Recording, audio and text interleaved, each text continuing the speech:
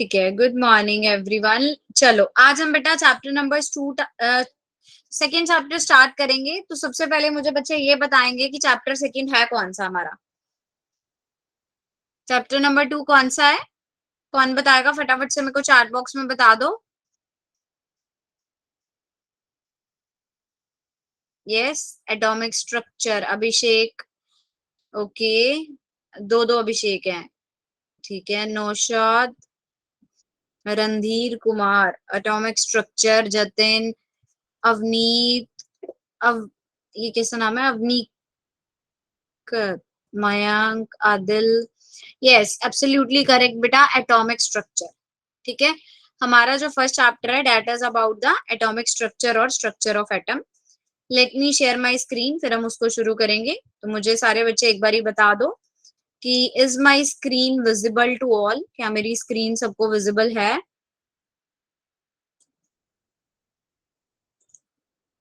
Yes, is my screen visible?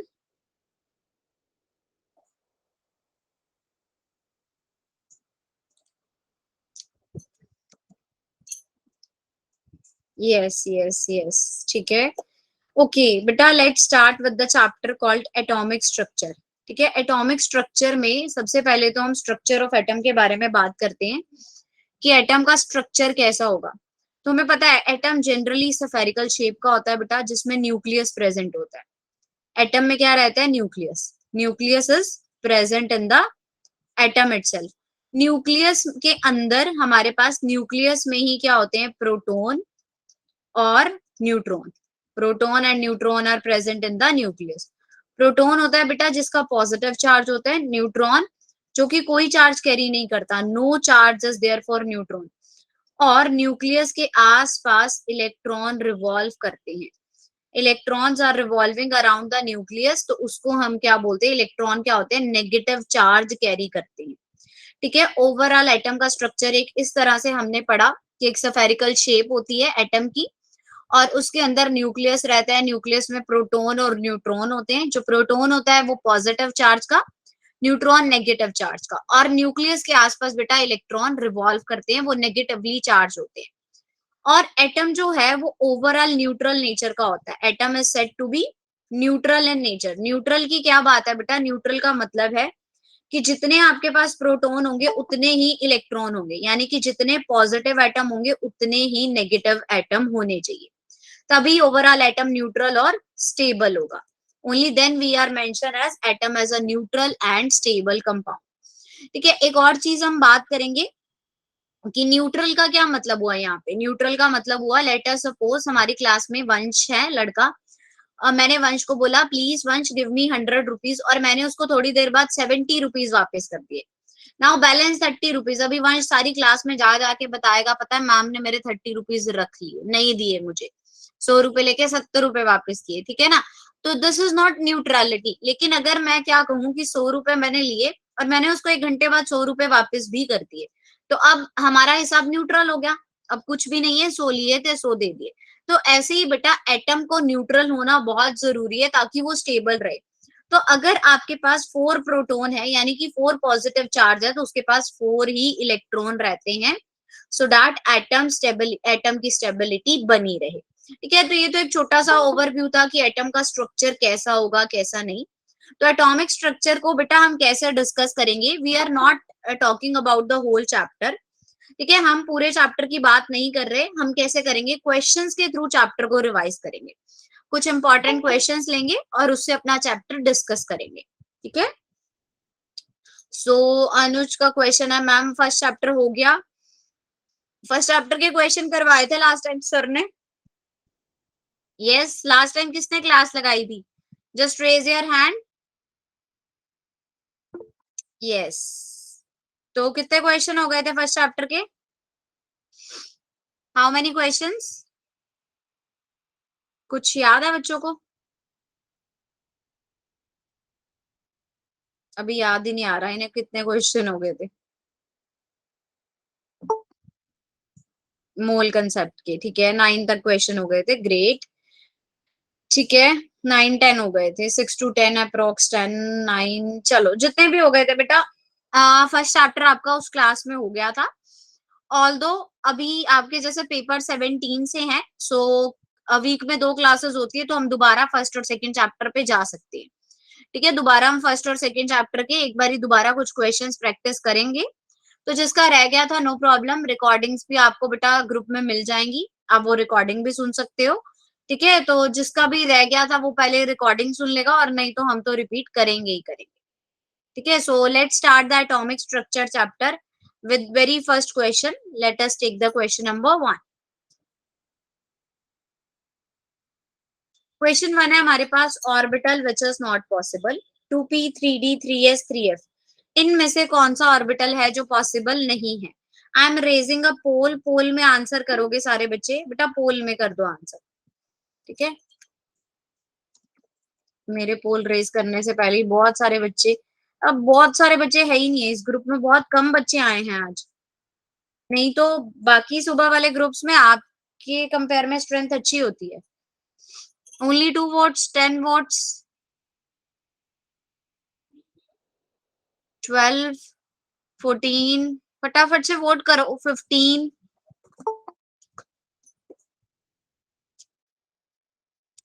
15 votes आई हैं, जिसमें से कि मेजॉरिटी ऑफ वोट्स सारी की सारी बोल सकते हैं डी को मिली है। डी को बहुत सारे बच्चों ने वोट किया है, तो according to all student D would be the winner, and according to me as well D would be the winner. अब हम अकॉर्डिंग टू कॉन्सेप्ट देखते हैं बेटा, इसको कैसे आपको ध्यान में रखना है, कैसे हम कहेंगे कि डी हमारा पॉसिबल नहीं होता। So I will let you know a very easy technique. आपको इसको कैसे याद रखना है, आपको लिखना है यहाँ पे S P D F, number लिखना है आपको 1 2 3 4, इनको हमें नंबरिंग दे देनी है, एस को 1, पी को 2, डी को 3 और एफ को 4।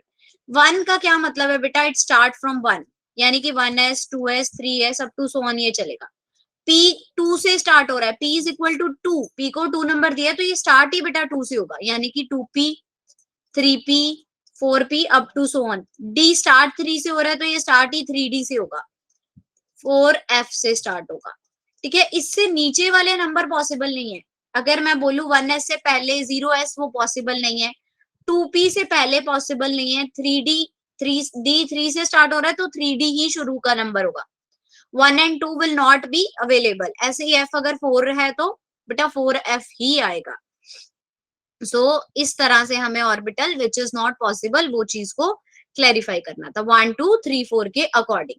ठीक है, तो अब आपने देखा कि यहाँ पे कौन कौन से पॉसिबल, 2p ऑप्शन था, 2p is possible because p start from 2, तो बिल्कुल पॉसिबल है। 3d, d भी पॉसिबल है 3 का, क्योंकि d स्टार्ट फ्रॉम 3 ओनली, तो 3d पॉसिबल है। 3s भी पॉसिबल है, क्योंकि बेटा s तो स्टार्ट ही 1 से हो रहा है, तो 1s 2s 3s 4s सारे ही पॉसिबल है। 3s is also possible, but what about the 3f? आपने देखा f तो स्टार्ट ही 4 से हो रहा है, तो 3f कहां से पॉसिबल होगा? सो 3f is not possible, which would be the correct answer? इसका करेक्ट आंसर होगा ऑप्शन नंबर डी। एक बार दोबारा बता देते हैं आपको कैसे इसको रिमेम्बर रखना है बेटा। You can write s p d and f, आप इसके आगे 1 2 3 एंड 4 लिखो। तो 1 का मतलब it start from 1s 2s up to so on. 2 का मतलब ये स्टार्ट ही 2p से हो रहा है। 3 का मतलब ये 3d से स्टार्ट हो रहा है। 4f, f का मतलब ये 4f से स्टार्ट हो रहा है। तो अब हमारे पास ना तो 0s पॉसिबल होगा बेटा, ना 1p, ना 1d, ना 2d, ना 1f पॉसिबल है, ना 2f पॉसिबल है, ना 3f पॉसिबल है। These orbitals are not possible at all। इसके अलावा बाकी सारे पॉसिबल हैं हमारे पास। ठीक है, जो उससे छोटा होगा नंबर वो पॉसिबल नहीं होता, आगे वाले सारे नंबर पॉसिबल होते हैं। So in this way our correct option is answer number D, that is 3f। अभी बताओ सभी बच्चों को ये क्वेश्चन क्लियर हुआ? Is it clear to all? नहीं बेटा 1p नहीं होगा, p start from 2। Yes yes, ठीक है, ग्रेट, गुड बेटा। ओके, तो चलो, very good, then shall we move to next question? then चलो अब हम नेक्स्ट क्वेश्चन पे मूव करते हैं। Question number 2। ठीक है, क्वेश्चन नंबर 2 है हमारे पास बेटा अबाउट द क्वांटम नंबर। इसमें क्या पूछा गया है? The magnetic quantum number of an atom is related to the size of the orbital, spin angular momentum, orbital angular momentum या फिर ओरिएंटेशन। साइज पे डिपेंड करता है, स्पिन पे, ऑर्बिटल एंगुलर मोमेंटम पे या ओरिएंटेशन पे। ठीक है, इन में से अब हमें आंसर चूज करना है। So I am also giving you one more poll, उसमें देखते हैं बच्चों का क्या रिस्पॉन्स रहता है। अभी थोड़े से बच्चे और आ गए हैं, धीरे धीरे नींद खुलती है, कोई बात नहीं है, मैं भी लेट उठने वालों में से ही हूँ, मुझे भी मुश्किल ही नींद खुलती है, तो कोई बात नहीं, जो बच्चे लेट भी आए चलेगा। ठीक है, so go for the second question बेटा, पोल में आंसर करो फटाफट से। 4 वोट्स आई हैं अभी तक, 7 वोट्स, वेरी गुड। 13 वोट्स, फटाफट से answer. 17 votes,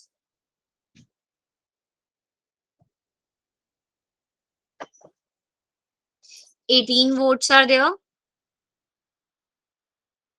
21 votes, 22 votes, 23.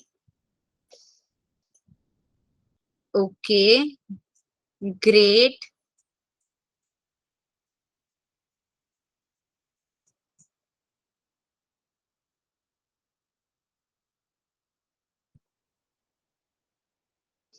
Twenty three votes आई हैं बेटा, और 23 वोट्स के अकॉर्डिंग भी सब बच्चों ने मेजॉरिटी में इस पर ही भी ऑप्शन डी को वोट किया है। so many students are go with the option number D.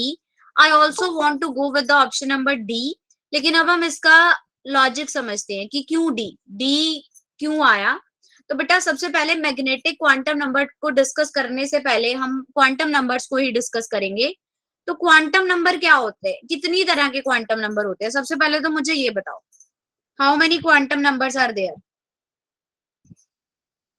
4, absolutely correct. So there are 4 quantum number. अब हम उन 4 क्वांटम नंबर को कैसे लिखेंगे? Very first one is principal quantum number, second azimuthal quantum number,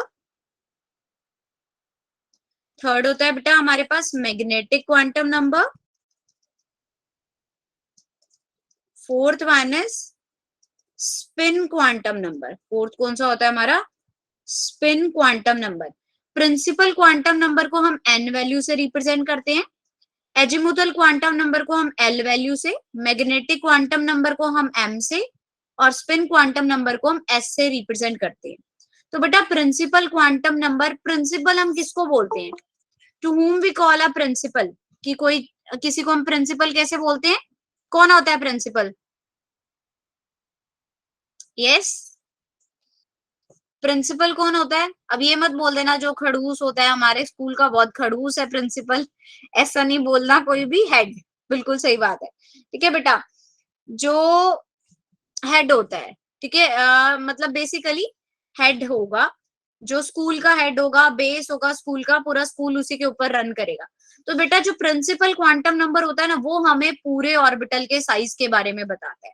जैसे एक प्रिंसिपल अपने पूरे स्कूल को रिप्रेजेंट करता है ना, कि अगर किसी स्कूल की बात आती है, अगर हम आपके स्कूल की बात करें, तो बेटा प्रिंसिपल के पास क्या अथॉरिटी होती है कि वो पूरे स्कूल को रिप्रेजेंट करते हैं, यानी कि वो अपने पूरे स्कूल का ढांचा बताता है कि हमारा स्कूल ऐसे है वैसे है।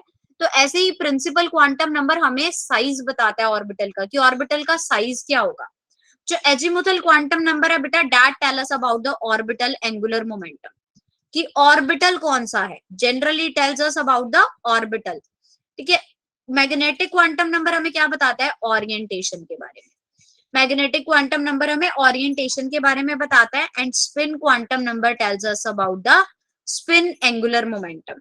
तो इसके अकॉर्डिंग हमारा जो करेक्ट ऑप्शन है that is option number D. अब हम इसको थोड़ा डिटेल में समझते हैं। हम प्रिंसिपल नंबर, ये सारी चीजों को रिलेट करते हैं, एक बच्चे का ऑप्शन लेते हैं। लेट अस सपोज कि कोई बच्चा, मैंने रैंडमली किसी भी बच्चे का नाम लिया, कौन सा बच्चा? आर्यन। आर्यन का लास्ट मैसेज था, so let's take the name of Aryan. देखो बेटा, मैंने आर्यन से क्या पूछा? Aryan is one of the student of my class. सबसे पहले मैंने आर्यन से पूछा बेटा विच क्लास, तो उसने मुझे क्या बता दिया कि मैं 11th क्लास का हूँ। ये उसकी मेन वैल्यू थी, यानी कि उसने मुझे क्या बताई? अपनी एन वैल्यू। अब मैंने क्या बोला? आर्यन 11th क्लास में मेरे पास बेटा 4 बैच पढ़ते हैं, A B C D, you are from which batch? तो उसने मुझे क्या बोला कि मैम मैं ए बैच का हूँ। यानी कि n वैल्यू के साथ रिलेटेड उसके बाद वाली उसने मुझे अपनी l वैल्यू बताई कि मेरा बैच क्या है, यानी कि ए बैच। फिर मैंने एक और क्वेश्चन पूछा कि ओके ए बैच में मेरे पास बचा 4 टाइमिंग है, एक बच्चे सुबह 9 बजे क्लास लेते हैं, एक 4 बजे लेते हैं, एक रात को 9 बजे और 10 बजे, तुम कौन से बैच में आते हो? तो ये उसकी क्या हो गई, m वैल्यू, यानी कि l से ही रिलेट करके और वैल्यू आ गई। ए बैच की ही 4 टाइमिंग्स थी, जो 4 टाइमिंग्स में से उन्होंने मुझे अपनी टाइमिंग क्या बताई, सुबह 9 बजे वाले की, ये हो गई m वैल्यू। अब मैंने उसको ऑप्शन दिया कि बेटा 2 ऑप्शन है, आओगे तो प्रेजेंट है, नहीं आओगे तो एब्सेंट है, तो ये दोनों उसकी क्या हो गई, स्पिन वैल्यूज। ठीक है, अब ये चीज तो हमने एग्जाम्पल के थ्रू पढ़ी। अब हम अपने ऑर्बिटल पे चलते हैं कि ऑर्बिटल के थ्रू हम कैसे डिफाइन करते हैं। देखो बेटा, कोई भी ऑर्बिटल दिया है, लेट अस सपोज आपको दिया है 4d3, तो जो भी वैल्यू n वैल्यू क्या होती है, जो इसके आगे लिखी होती है, यानी कि 4। अगर 3d8 होता तो n वैल्यू 3 होती, 5s2 होता तो n वैल्यू 5 होती। जो भी आपकी spdf के आगे लिखी होती है वही वैल्यू हमारे पास क्या होती है, n वैल्यू। n वैल्यू हमें बताता है कि ये कौन सी शेल को रिप्रेजेंट करती है।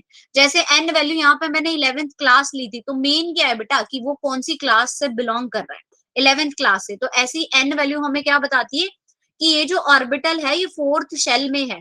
अब एल वैल्यू क्या बताएगी, यहाँ पे एल वैल्यू आर्यन ने मुझे क्या बताया, अपना बैच।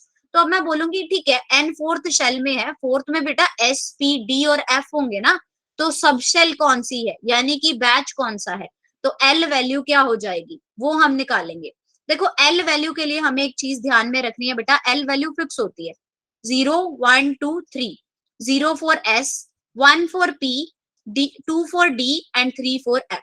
ठीक है, एल वैल्यू फिक्स है, ये चीज आपको बहुत ध्यान में याद में रखनी है कि एल वैल्यू। अब आपके पास डी था 4d3, तो डी के लिए एल वैल्यू कितनी है, 2। So here you can mention L is equal to 2। Now come to M value. M value के लिए मैंने आपको क्या बताया बेटा, it is generally related to L value. सबसे पहले 11th क्लास होगी, मुझे पता चल गया 4 एन नंबर, यानी कि वो 4th शेल में है। शेल के बाद मैंने पूछा कौन सी सब शेल, तो डी सब शेल थी, डी की एल वैल्यू होती है 2, वो मैंने लिख दिया। M value totally dependent on L value. M value हम कैसे निकालते हैं, -L2 + L। जो बेटा आपकी एल वैल्यू आई है उसी को -L2 + L आप लिखोगे, यानी कि -2 -1 0 +1 और +2, ये होती है एम वैल्यू। एस वैल्यू हमारे पास क्या रहती है बेटा, एस वैल्यू में दो तरह से हम इलेक्ट्रॉन को फिल करते हैं।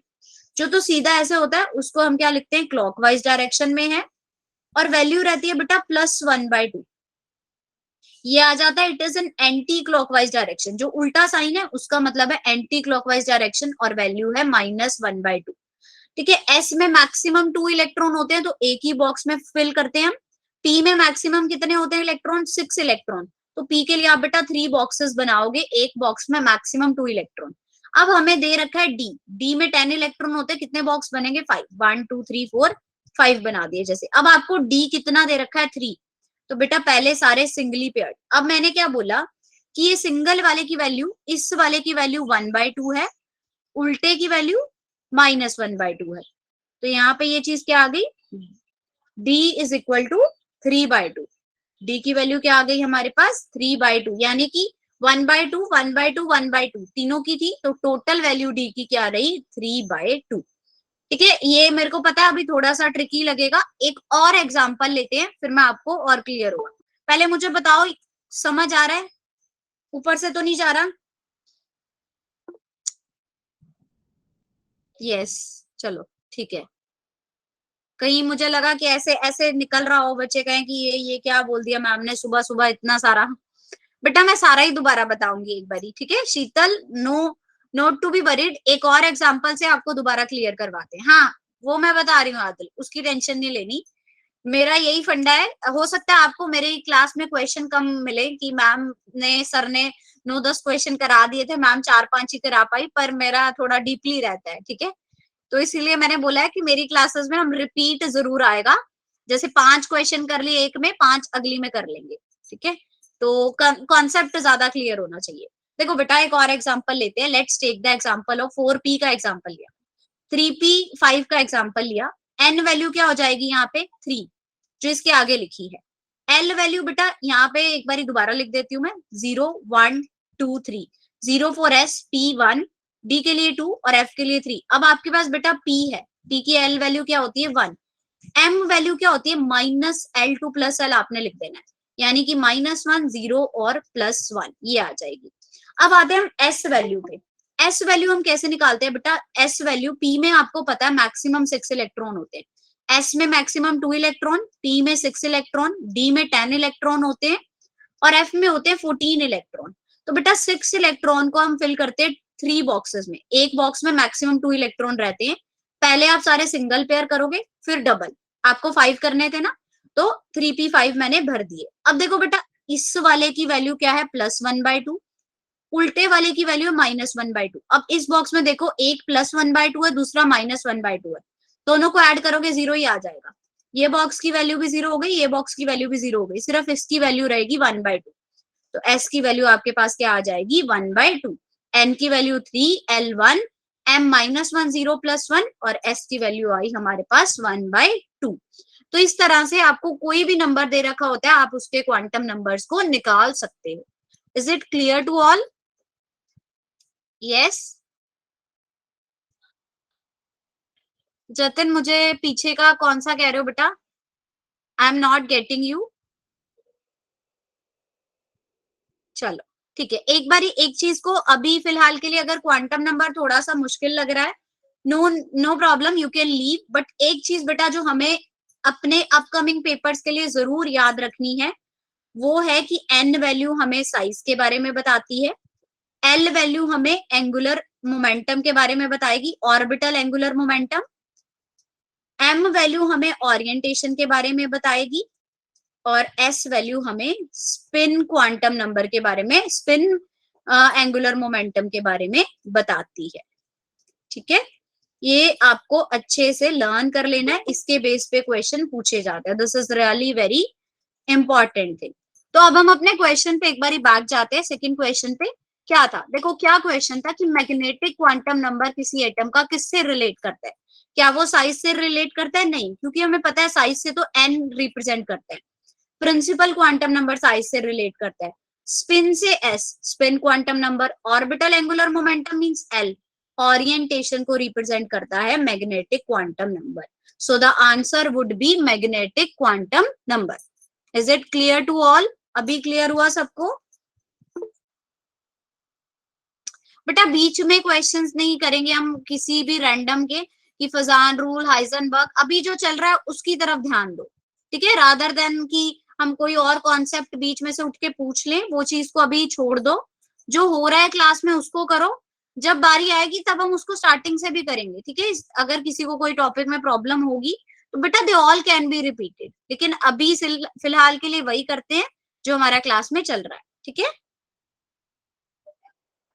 रैंडमली कोई भी टॉपिक उठाएंगे तो फिर ऐसे ही अपना भी आगे नहीं जा पाएंगे बेटा, ठीक है, उसमें कोई प्रॉब्लम नहीं है, कोई भी बच्चा ये मत सोचो कि हमें वो वाला टॉपिक नहीं आता था और वो नहीं हुआ, एक बार ये आपकी पेपर दे आओ आप 17 से बेटा, जो भी एग्जाम है उनके लिए ये कुछ इंपॉर्टेंट क्वेश्चंस उठाए हैं ताकि वो आपके ज्यादा बेटर हो सके।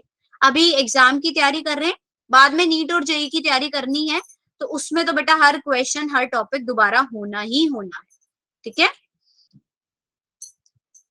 चलो let's move to next question, question number third पे चलते हैं। क्वेश्चन नंबर थर्ड है बेटा, write the electronic configuration of nickel 3 positive. Electronic configuration हमें लिखनी है, तो इलेक्ट्रॉनिक कॉन्फ़िगरेशन लिखने से पहले मैं सबसे पूछती हूँ कि व्हाट इज इलेक्ट्रॉनिक कॉन्फ़िगरेशन, क्या होता है इलेक्ट्रॉनिक कॉन्फ़िगरेशन, कैसे बताओगे मुझे, what do you mean by electronic configuration?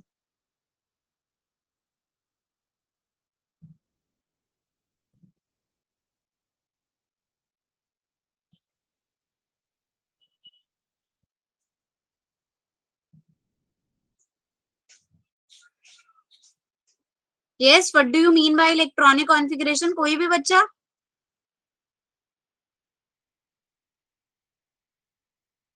Yes, great, बिल्कुल सही, Aryan good,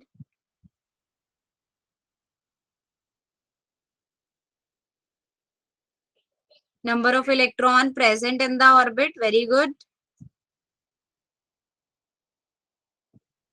filling of electron, बिल्कुल सही। तो how we are filling the electrons in an orbit, orbit में इलेक्ट्रॉन्स को कैसे फिल करना है, या डिस्ट्रीब्यूशन कैसी रहेगी इलेक्ट्रॉन्स की, number of electron filled in the shell, distribution of electron orbit में कैसा रहेगा, so that thing absolutely correct. तो इलेक्ट्रॉनिक कॉन्फ़िगरेशन क्या होता है बेटा, how we can fill the electrons in an orbital, electrons filling in an orbit. तो अब सबसे पहले तो मुझे ये चीज बताओ कि इलेक्ट्रॉन को बेटा इलेक्ट्रॉनिक कॉन्फ़िगरेशन लिखने के लिए या इलेक्ट्रॉन्स को फिल करने के लिए एक प्रिंसिपल है हमारे पास। Do you know that principle, उसको क्या नाम से जानते हैं, किसने हमें वो प्रिंसिपल दिया था? यस बताओ फिर, what principle is that and who give us that principle? Niels Bohr ने दिया था, बिल्कुल सही आर्यन। प्रिंसिपल का नाम Aufbau, very good, Aufbau principle. No 2n² वाला नहीं करेंगे हम, यहाँ पे अफबाउ की बात कर रहे हैं जो कि हमें नील्स बोहर ने दिया था। Very good, yes.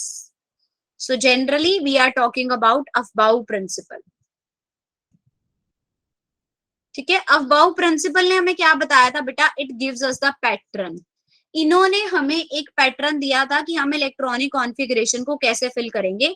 ये पैटर्न सबको याद रखना है। What is that pattern? 1s2 2s2 2p6 3s2 3p6 4s2 3d10 4p6 5s2 4d10 5p6 6s2 4f14 5d10 6p6 7s2 up to so on.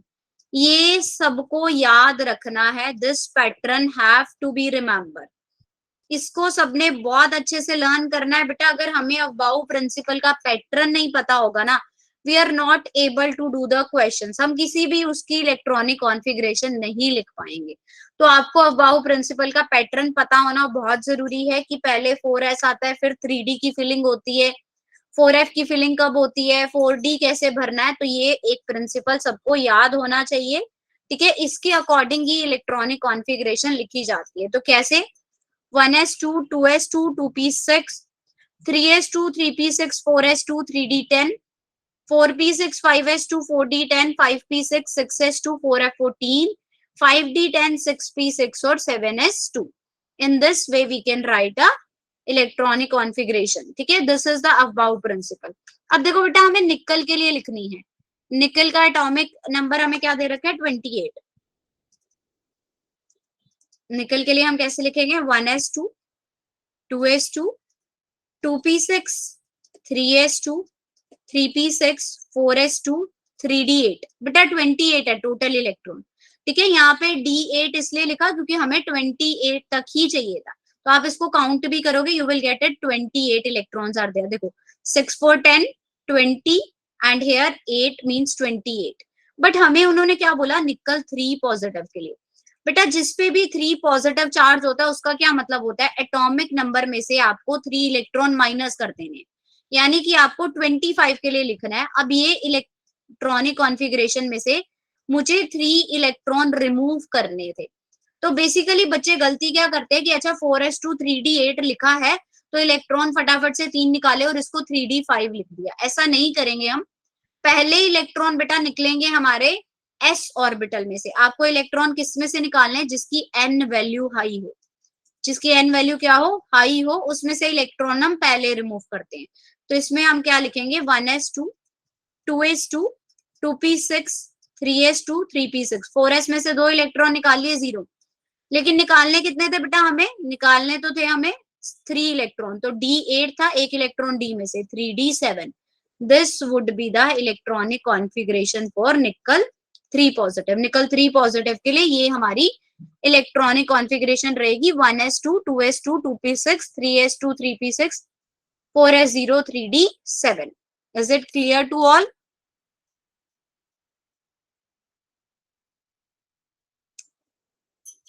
Yes. Great. Good, good, good. ठीक है, ये चीज का ध्यान रखना है बेटा। अगर 3 पॉजिटिव चार्ज होता है तो you have to remove 3 electron from the atomic orbital. अगर बेटा हमारे पास नेगेटिव होता, अगर निकल 3 माइनस होता तो आप उसमें ऐड करते। इस चीज को हमेशा ध्यान में रखेंगे। पॉजिटिव चार्ज होता है तो बेटा माइनस करते हैं, नेगेटिव चार्ज होता है तो हम प्लस करते हैं। ठीक है, ओके ग्रेट। चलो अब दो चीजें और हैं इसमें, उस चीज का भी ध्यान रखना है बेटा। एक एक्सेप्शंस आती हैं इस केस में। एक एक्सेप्शन आती है क्रोमियम की। क्रोमियम का एटॉमिक नंबर होता है बेटा 24। इलेक्ट्रॉनिक कॉन्फ़िगरेशन क्या होनी चाहिए? 1s2 2s2 2p6 3s2 3p6 4s2 3d4। But rather than writing this, उसकी इलेक्ट्रॉनिक कॉन्फ़िगरेशन को हम चेंज करके क्या लिखते हैं? 1s2 2s2 2p6 3s2 3p6 4s1 3d5। 3d5 हो जाती है उसकी इलेक्ट्रॉनिक कॉन्फ़िगरेशन। ऐसे ही कॉपर में रहता है। कॉपर का होता है 29। होनी क्या चाहिए? 1s2 2s2 2p6 3s2 3p6 4s2 3d9। But rather than writing 3d9 हम उसको क्या लिखते हैं? 1s2 2s2 2p6 3s2 3p6 4s1 3d10। हम क्या लिख देते हैं? 3d10, 3d5 और 3d10 मेंशन कर देते हैं और 4s को करते हैं 1। नाउ द क्वेश्चन अराइजेस, ऐसा क्यों कर रहे हैं हम? कोई मुझे इसका रीजन बता सकता है? Why we are doing this? क्यों ये एक्सेप्शन केसेस में लिखी जाती है? Absolutely correct Abhishek, very good बेटा। स्टेबिलिटी एनहांस करने के लिए, बिल्कुल सही। इसको स्टेबल करने के लिए तो बेटा देखो हमारे पास जो D5 और D10 है, दैट आर, D5 क्या होता है? एग्जैक्टली हाफ फिल्ड, और D10 क्या है हमारे पास? Fully filled. तो एग्जैक्टली हाफ फिल्ड और फुली फिल्ड ज्यादा स्टेबल होते हैं, तो उनकी स्टेबिलिटी एनहांस करने के लिए हम इस तरह से उनको लिखते हैं। ठीक है, वेरी गुड। चाहे थोड़े बच्चे हैं बट इंटेलिजेंट बच्चे हैं इस ग्रुप में, वेरी गुड। मेरा तो फर्स्ट इंटरेक्शन है, अच्छा लग रहा है क्लास में। अच्छा ये बताओ, 1 to 40 एलिमेंट्स लर्न है सबको? 1 to 40 तक तो लर्न होंगे ना एटॉमिक नंबर के साथ? पेपर में नहीं मेंशन होगा कि एटॉमिक नंबर साथ दिया हो। किस किस को आते हैं? 20 तक? 20 तक नहीं बेटा, 40 तक कर लो आयशा। अच्छा इस ग्रुप में कोई गर्ल्स भी हैं? बहुत कम होती हैं सुबह वाले ग्रुप के गर्ल्स। इसमें है क्या कोई गर्ल? अभिषेक, आर्यन, आयशा, एक लड़की है हमारे पास आयशा, और तो कोई नहीं है। Only one girl student is there.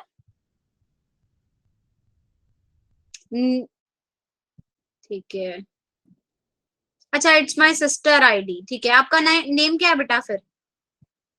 What's your name? अच्छा तो फिर आप लोग बेटा स्कूल कब जाते हो? जैसे अभी आप क्लास लेते हो तो when is your school? Dharmveer, oh nice name, nice name. Evening में? इवनिंग कितने बजे होती है स्कूल? 1 बजे? अच्छा 12:30 1 बजे, मतलब ऐसे इवनिंग शिफ्ट लगती है।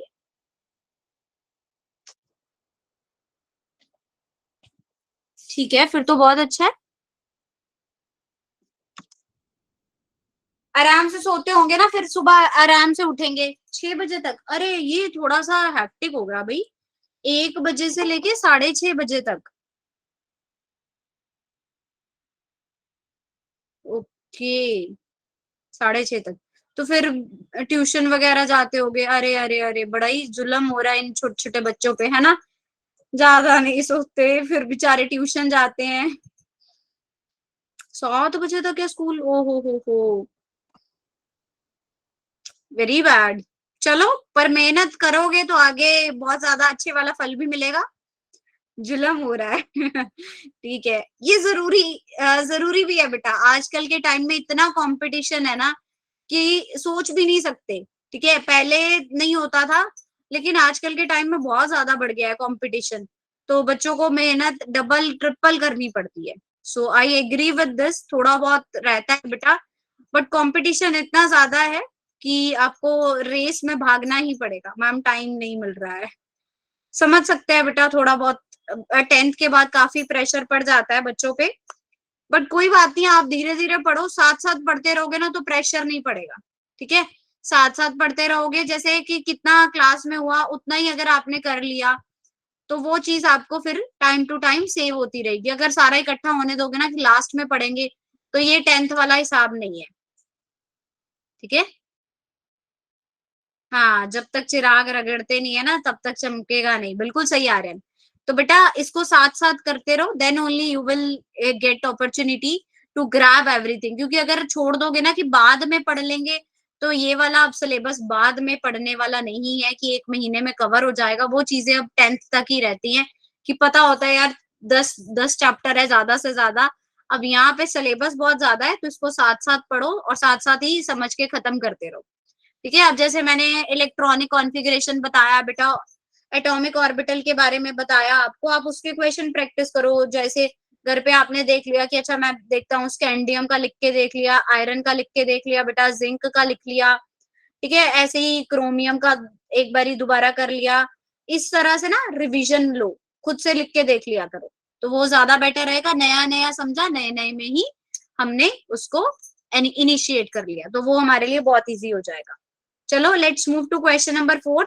हाँ, मैं क्वेश्चन भेज दूंगी जतन, नो प्रॉब्लम इन दैट, ठीक है। अच्छा, क्वेश्चन नंबर 4 हमारा एक रिवीजन क्वेश्चन है कि right the name of quantum number which determine the orientation of orbital. कौन सा ऐसा क्वांटम नंबर है जो हमें ओरिएंटेशन बताता है? कौन सा था ये देखते हैं, कितने बच्चे ध्यान से सुन रहे थे। What would be the answer? क्या आंसर रहेगा? ये बच्चों के ध्यान से सुनने के लिए मैंने लिखा था दोबारा, मैग्नेटिक मैग्नेटिक मैग्नेटिक, मतलब सारे बच्चे ध्यान से सुन रहे हैं, दैट्स ग्रेट। किसी को भी नींद नहीं आ रही, यहाँ से पता चल रहा है कि बच्चे जागे हुए हैं, नींद नहीं आ रही हमें। Good, so it is magnetic quantum number, absolutely correct बेटा। तो you will get a really great help in your exam, ठीक है। आप जब बेटा अपने पेपर दोगे तो आप देखोगे कि काफी क्वेश्चंस इसमें से पूछे गए हैं, तो आपको ये रियली हेल्पफुल रहेगा। तो बच्चों को बेटा क्लास में रोज आया करो, ठीक है। आज देखो जैसे सेकंड चैप्टर के क्वेश्चन कर रहे हैं, नेक्स्ट में हम ऐसे ही थर्ड चैप्टर के करेंगे। तो जैसे बच्चे स्किप कर जाते हैं ना, उन्हें पिछले चैप्टर बिल्कुल ही नहीं फिर आता, ठीक है। So let's move to question number 5 बेटा।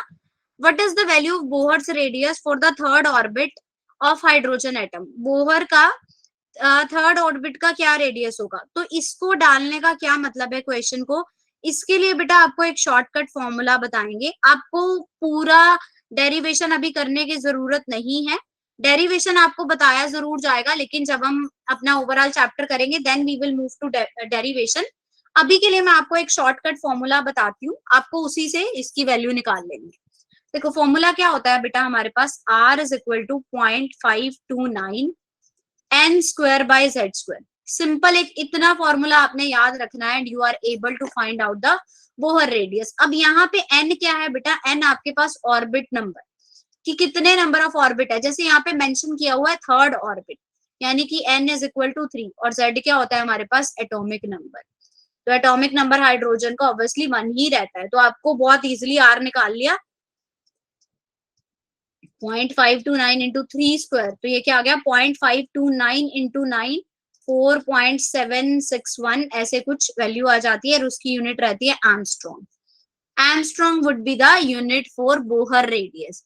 तो आपको इसमें कुछ नहीं करना था, एक छोटा सा फॉर्मूला याद रखना है, R is equal to 0.529 n square by z square. तो ये जनरली क्वेश्चन जैसे एमसीक्यू होते हैं ना बेटा, एमसीक्यू में ये क्वेश्चन जरूर पूछा जाता है। तो आप बस इस फॉर्मूला के थ्रू, क्योंकि आपको क्या करना है, 1 मार्क क्वेश्चन है, आप सॉल्व करके तो दिखाओगे नहीं, ठीक है ना। You know need to solve the whole question कि हाँ भाई शुरू से हम बैठे हैं, डेरिवेशन निकालेंगे, सॉल्व करेंगे, उसमें टाइम वेस्ट करने की जरूरत नहीं है। आप सिंपल ये फॉर्मूला याद रखो, n square by z square वाला इंटू 0.529, आपके पास आंसर आ जाएगा 4.761 angstrom, and you just have to tick on that answer. Is it clear? सिर्फ एक ये सिंपल फॉर्मूला लर्न रखने से you will get 1 mark easily. Yes yes yes, great. तो यही मोटिव था इसको लेने का। जैसे हमने बोला था ना, Z होता है बेटा एटॉमिक नंबर, Z मतलब एटॉमिक नंबर, तो एटॉमिक नंबर हाइड्रोजन का होता है 1, ठीक है। तो बोला था ना शॉर्टकट टेक्निक्स भी कुछ याद रखेंगे, तो this is one of the very shortcut technique of how we can form Bohr radius. सिर्फ Z होता है, अच्छा Z होता है सिर्फ, Z स्क्वायर लिख दिया मैंने, ठीक है। So it would be n square by z। यहाँ पे तो 1 ही है, 1 का स्क्वायर 1 ही होगा, ठीक है, ऑल्दो Z होता होगा, लेकिन ये है बेटा हाइड्रोजन एटम के लिए फॉर्मूला, ठीक है। तो हाइड्रोजन एटम में तो Z1 ही रहेगा ना, तो उसका फर्क नहीं पड़ेगा। मे बी मैंने मिस्टेक से Z स्क्वायर लिख दिया हो, एक बार उसको चेक भी कर लेंगे कि Z होता है या Z स्क्वायर, ठीक है। 1 का है, उसका कोई डाउट नहीं आएगा। X इज एटॉमिक मास, हाँ बेटा ऐसे लिखते हैं ना, AZX, तो AZX, तो हमारे पास यहाँ पे Z क्या होता है, एटॉमिक नंबर, और X होता है बेटा हमारा atomic mass. Atomic mass generally double होता है, एटॉमिक मास की अगर हम बात करें नंबर से डबल होता है, बट हाइड्रोजन के केस में एटॉमिक मास और एटॉमिक नंबर दोनों ही 1 रहते हैं, ठीक है। Is it clear to all? सबको क्लियर हुआ ये question? Yes yes yes, good good good, okay. चलो come to next question. Next question बेटा एक थ्योरेटिकल क्वेश्चन है, थ्योरी का एक क्वेश्चन लिया है हमने, that is about black body. Define black body and black body radiation. तो सबसे पहले हम ब्लैक बॉडी की बात करते हैं। क्या होता है ब्लैक बॉडी? किसी भी बॉडी पे मैंने ब्लैक पेंट कर दिया तो दैट इज ब्लैक बॉडी। क्या होगा ब्लैक बॉडी बेटा? जो एन आइडियल बॉडी, कैसे लिखेंगे इसके? Generally black body consume heat जो light which absorb all type of wavelength and frequency. तो बेटा एक ऐसा ऑब्जेक्ट जो सारी की सारी रेडिएशन को जो भी उसके ऊपर फॉल करती हैं उनको एब्जॉर्ब कर लेता है, that is defined as black body, which absorb all types of radiations और light falling on it, that is called black body. तो हम इसको कैसे लिख सकते हैं ब्लैक बॉडी के बारे में? An object that absorbs all radiations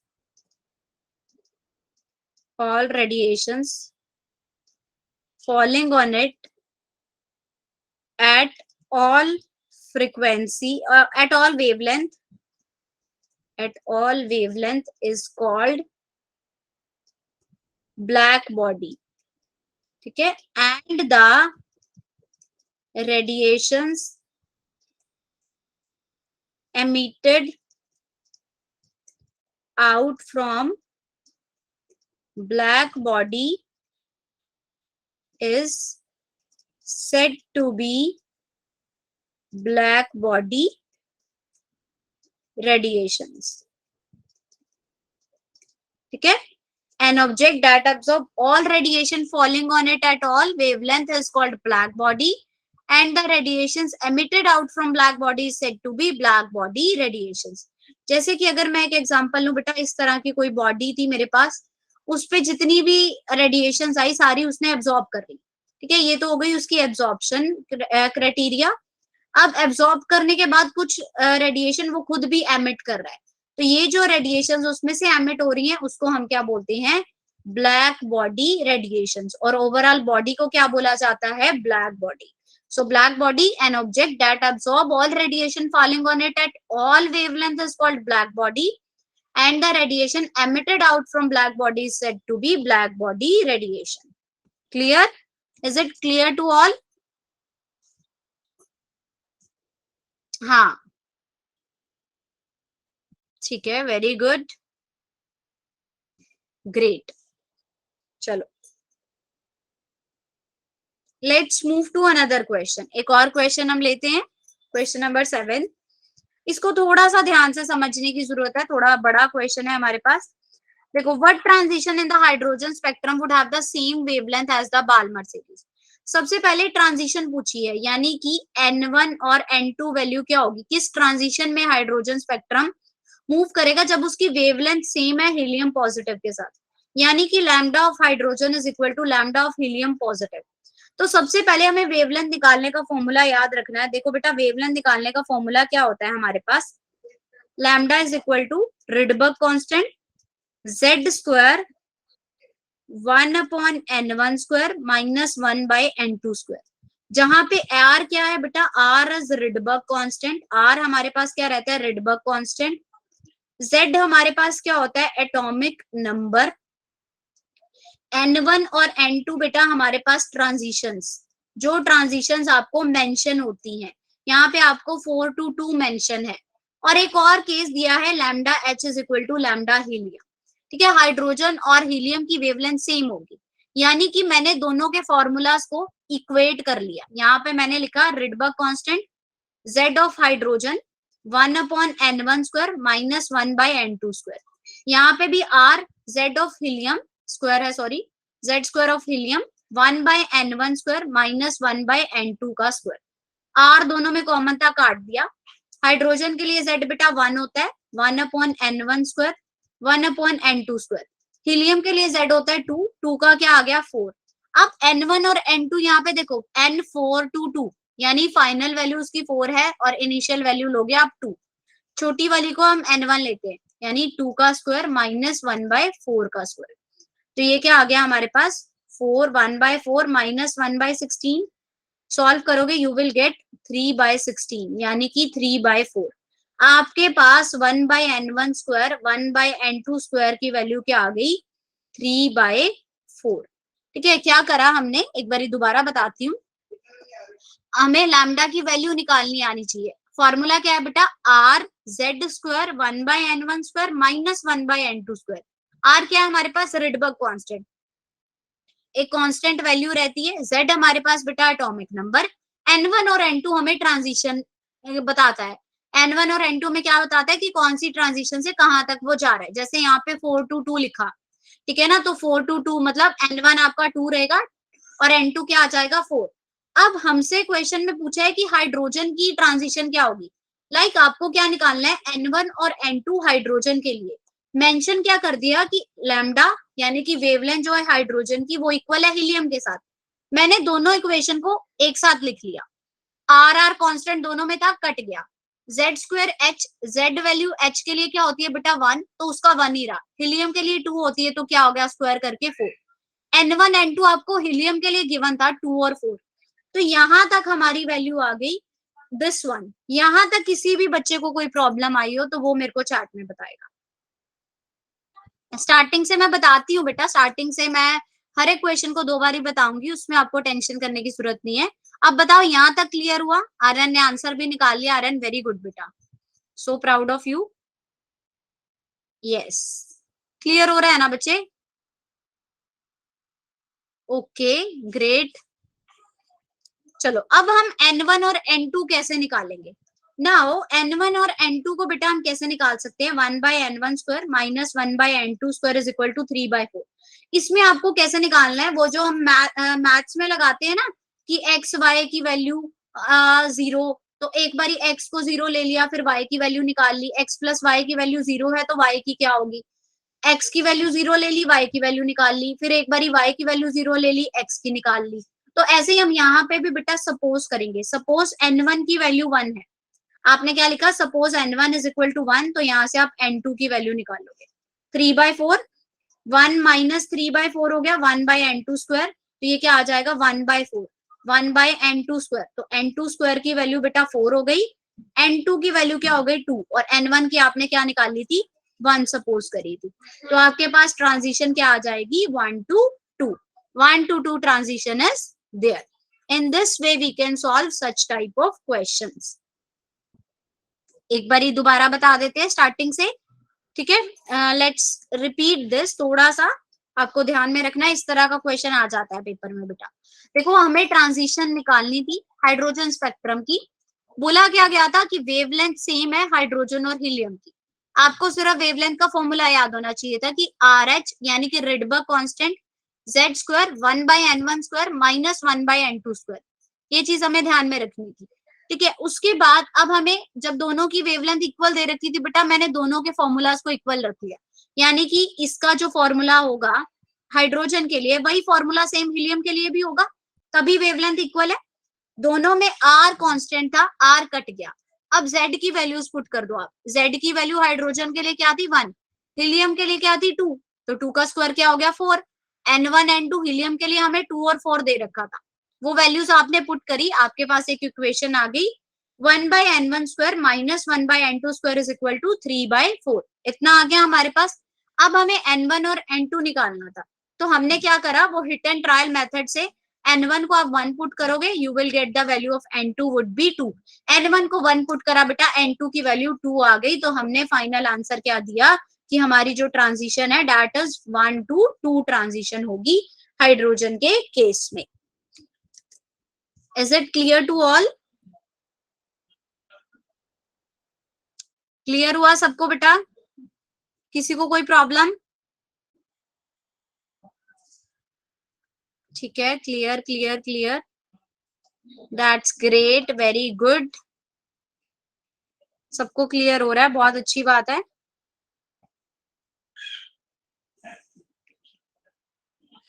good.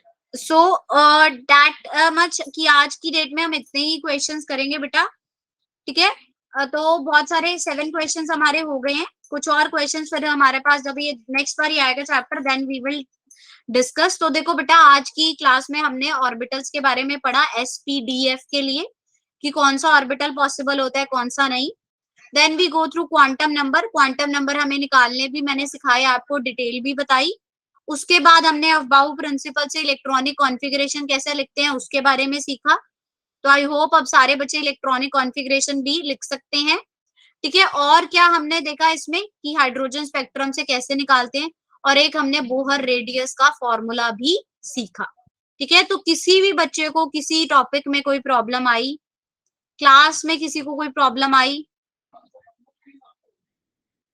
Anyone? No, ठीक है, no, great.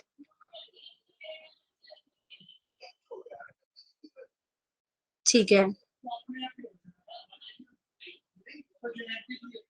Yes, absolutely great, very good. So बेटा बहुत अच्छा इंटरेक्शन रहा, मेरी आपके साथ फर्स्ट क्लास थी। अब आगे से बच्चों को अवेयर करना है कि क्लास में आया करो, अच्छा पढ़ाती है मैम, ऐसा है ना, अच्छा पढ़ाती है मैम, ठीक है। तो अपने साथी संबंधियों को लेके आओ, ठीक है, उनको बोलो कि क्लास अटेंड करना है, सोना नहीं है। सो दैट्स व्हाई, ठीक है, ताकि हम अपनी नेक्स्ट क्लास में बेटा हम, हाँ कह सकते हैं, थैंक यू आर्यन, कह सकते हैं बेटा। तो नेक्स्ट क्लास में हम बेटा थर्ड चैप्टर के कुछ क्वेश्चन करेंगे, ठीक है। फिर थर्ड और फोर्थ एक बार ही आ जाएंगे, then we will come back to first and second as well. फिर हम दोबारा से फर्स्ट और सेकंड को भी उठाएंगे, ठीक है। Thank you so much, have a nice day सबको, ठीक है, सबको हैव अ नाइस डे। कल की छुट्टी है, एंजॉय करो, तो आज तो स्कूल जाओ, ठीक है। चलो bye bye everyone, have a nice day, good. Yes बेटा,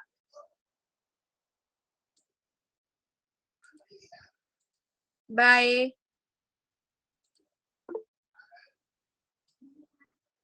Thank you to all of